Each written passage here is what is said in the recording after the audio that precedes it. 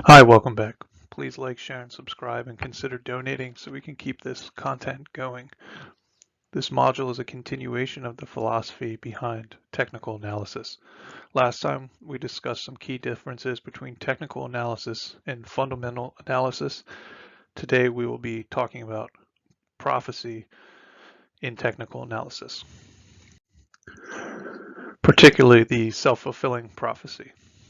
Since market action is primarily the study of mass psychology, it can be said that some situations are the product of self-fulfilling prophecies.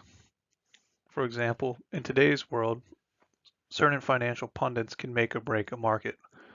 Like Warren Buffett, his blessing could make a turd look like gold, and his disdain could bring ruin to the strongest company. Why? Because he's so trusted as the Oracle of Omaha that so many people follow his word. If he states he is buying, or even states that he's just looking into buying something, it can and will drive market action. This is because many people who do not research for themselves simply look for what their market leaders point to and follow that lead. But here's the key. By the time the market leaders state what they are buying, it's usually much too late. A chart and a pattern is similar.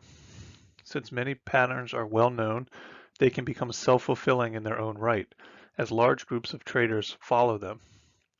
But this can only go on for so long, before things become overvalued and traders begin to notice the overvalue and begin to short, which changes the open interest and buying volume of the uh, object that they're watching, which then raises more awareness and causes more shorting and selling. And before you know it, you're in a full-blown reversal based on the self-fulfilling prophecy. It's very interesting. This being said, it's important to understand that as a technician of the markets, you are not the mass of the people. You are the psychoanalyst of the market, the psychoanalyst of the masses of people. You see the mass psychology and the buying and selling patterns within the market. All the patterns are in your own mind, and it's up to you, the analyst, to be able to identify and act on the patterns. You will often find that two technicians disagree on what a particular pattern is describing. Who wins is usually determined by who read it best, but in addition, each trader has their own style and timeline. Some are rapid traders looking to trade short term and make quick dollars over seconds or minutes or days. Others are long-term holdouts looking to gain over years. Each one will be looking at charts with different timelines and disagree on the best time to buy. So this is another concept that needs to be considered and pondered carefully. The difference between time and timing. The time is what time scale you plan to trade.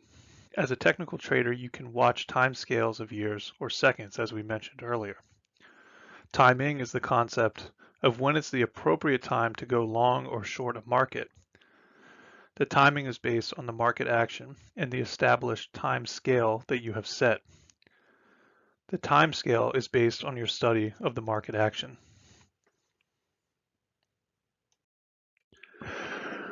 So in summary, remember that the past does not tell the future, but it often rhymes.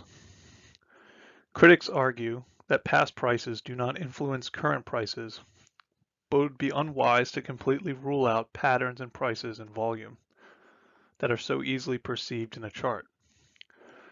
Remember, the price does not matter, only the direction the price is going, and the seasonality in the patterns is what the technical analyst looks for.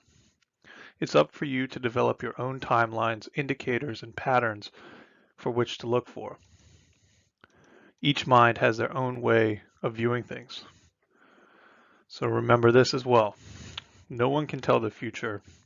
Individuals can move markets. Masses follow predictable patterns. You are not the market, and you are not the masses. So we'll explore this concept more in future videos, and I hope you enjoyed this video. Please like, share, and subscribe, and consider donating to keep this content going. See you next time.